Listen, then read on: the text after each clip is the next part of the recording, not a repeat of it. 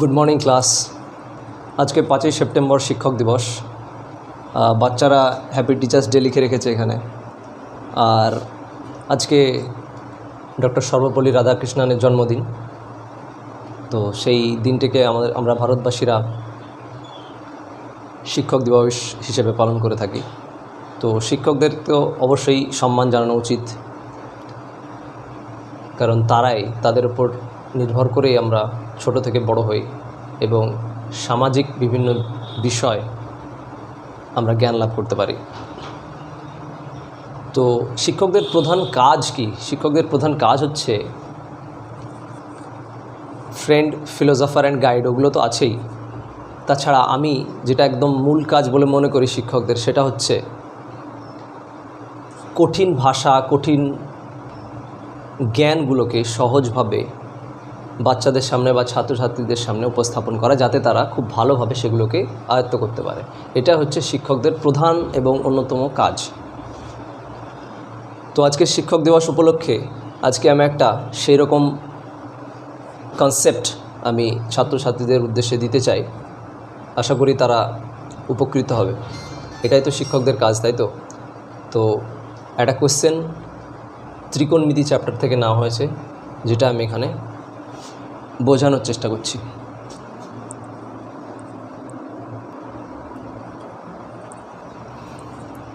তো একটা অঙ্ক আমি সমাধান করার চেষ্টা করব এখানে, বা বোঝাবার চেষ্টা করব, যেটা অত্যন্ত কঠিন ল্যাঙ্গুয়েজে বা কঠিন ভাষা এখানে করা হয়েছে। যে ভাষাটা একেবারেই সরল নয়, একটু ঘুরিয়ে বলা হয়েছে। আসলে কিছু কিছু কোয়েশ্চেন এরকম থেকেই যায় যেগুলো সরাসরি উত্তর না চেয়ে একটু ঘুরিয়ে জিজ্ঞাসা করা হয়। এই কোয়েশ্চেনটা তারই অন্তর্গত।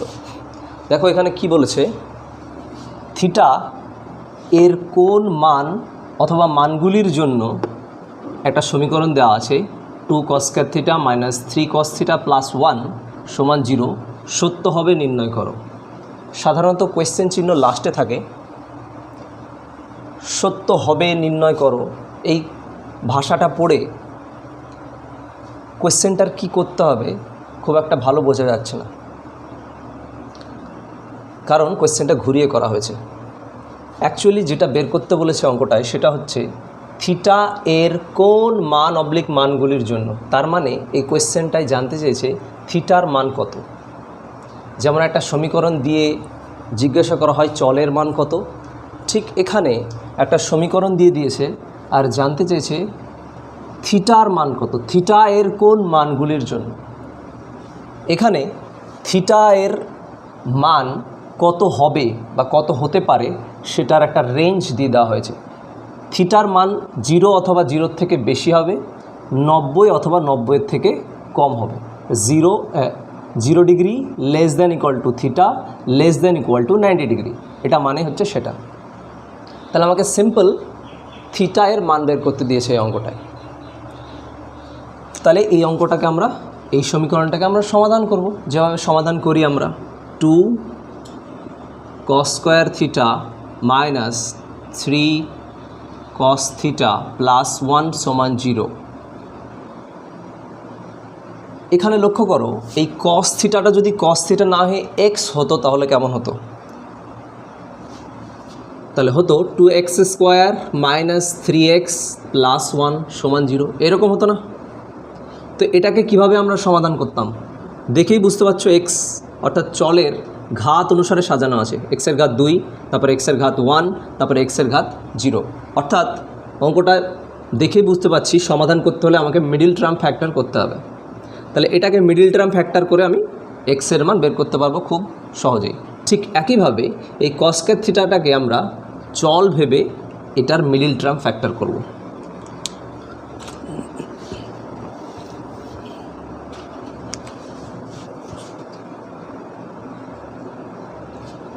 তাহলে 2 আর এখানে 1 আছে, তাহলে 2 1কে 2 হবে, আর এখানে প্লাস চিহ্ন আছে মানে যোগ করে মিডিলের সহগটাকে আনতে হবে। তাহলে 2 1কে 2, 2 যোগ 1 সমান 3, তাই না? তাহলে এই 3টাকে লিখতে পারি আমরা 2 যোগ 1। তাহলে লিখব 2 cos স্কয়ার থিটা মাইনাস 3কে লিখব আমরা 2 প্লাস 1 cos থিটা +1 সমান 0 বা 2 cos স্কোয়ার থিটা মাইনাস, এটা গুণ করে দিচ্ছি, 2 cos থিটা হয়ে যাবে, আর এখানে মাইনাস রয়েছে অলরেডি, তাহলে এই প্লাসটা চেঞ্জ হয়ে মাইনাস হয়ে যাবে, -1 × cos থিটা, 1 লেখার প্রয়োজন পড়ে না, +1 সমান 0। এবার আমরা কমন নেব এইটা, আর এইটা থেকে দেখো 2 cos থিটা কমন, এখানেও 2 cos থিটা রয়েছে, এখানেও 2 cos স্কোয়ার থিটা রয়েছে, তার মানে cos থিটা আছে, তাহলে এখান থেকে কমন নেব 2 cos থিটা। তাহলে এখানে দুটো cos থিটা ছিল, cos স্কোয়ার থিটা মানে কি দুটো cos থিটা ছিল, একটা cos থিটা পড়ে থাকবে, -2 cos থিটা, দুটোই 2কে আর cos থিটাকে কমন নিয়ে নিয়েছি, তার মানে এখানে কিছু পড়ে নেই, মানে 1 পড়ে আছে, মাইনাস এই দুটোর মধ্যে কোনো কমন নেই, কিন্তু 1 তো কমন আছে, 1 কমন নিতেই পারি, তাহলে cos থিটা +1 সমান 0 বা এই টোটালটা আর এই টোটালটা থেকে দেখো cos থিটা +1, সরি এখানে মাইনাস আছে, এখানে মাইনাস হবে,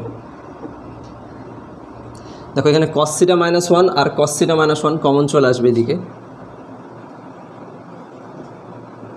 তাহলে পড়ে থাকবে এখানে 2 cos থিটা -1 সমান 0। এখন দেখতেই পাচ্ছি একটা সমীকরণ এটা, আর এটা দুটো রাশি রয়েছে যাদের গুণফল 0 রয়েছে। দুটো রাশির গুণফল কখন 0 হয়? যখন যে কোনো একটা 0 হয়, তাহলে হয় আর অথবা লিখব, তাহলে হয় এটা 0 অথবা এটা 0। যদি এটা 0 হয় তাহলে cos থিটা -1 সমান 0 বা cos থিটা সমান 1 হয়ে যাবে, -1 ওই দিকে গেলে মানে +1 হয়ে যায়, তাহলে 1কে আমরা কি লিখতে পারি, বা cos থিটা সমান 1কে লেখা যায় cos 0 ডিগ্রির মান 1, তাহলে 1-এর জায়গায় 1 না লিখে cos 0 ডিগ্রি আমরা লিখতে পারি। তাহলে cos থিটার মান যদি cos 0 ডিগ্রি হয় তাহলে থিটার মান অবভিয়াসলি 0, থিটা সমান 0 ডিগ্রি। অথবা এটা সমান 0 হলে থিটা 0 হবে, আর এটা যদি 0 হয় 2 cos থিটা -1 সমান যদি 0 হয় তাহলে 2 cos থিটা বা cos থিটা সমান -1 ওইদিকে গেলে +1 হয়ে গেল, বা cos থিটা সমান 2 এর দিকে গেলে হাফ হয়ে যাবে, ভাগ হয়ে যাবে, কারণ কি গুণ হয়েছিল তাই, বা cos থিটা সমান এই হাফ, cos কত ডিগ্রির মান হাফ হয়, cos 60 ডিগ্রির মান হাফ হয়, তাহলে cos 60 ডিগ্রির মান আমরা জানি এটা, বা cos থিটার মান cos 60 ডিগ্রি, তাহলে আমরা বলতেই পারি থিটার মান 60 ডিগ্রি বা থিটা সমান 60 ডিগ্রি। তাহলে আমাকে কোশ্চেনে চেয়েছিল থিটা এর কোন মান বা মানগুলির জন্য, তাহলে থিটার দুটো মান পেলাম যার জন্য সমীকরণটা সত্য হবে, অর্থাৎ এই মানগুলোর যে কোনো একটা যদি এই সমীকরণে বসায় তাহলে বাম পক্ষ আর ডান পক্ষ মিলে যাবে, সত্য হবে, মানে এটাই বোঝায়। তাহলে থিটার দুটো মান পেলাম 0 ডিগ্রি আর 60 ডিগ্রি, তাহলে এটা অ্যান্সার লিখতে হবে এভাবে, থিটা এর মান হবে 0 ডিগ্রি এবং 60 ডিগ্রি। তাহলে এখানেই শেষ করছি আমি, আর বেশি কনসেপ্ট দেবো না, একটাই অঙ্ক দিলাম। তো থ্যাংক ইউ, তোমরা এটা দেখে নিও আর কমেন্ট করে দিও। All the best.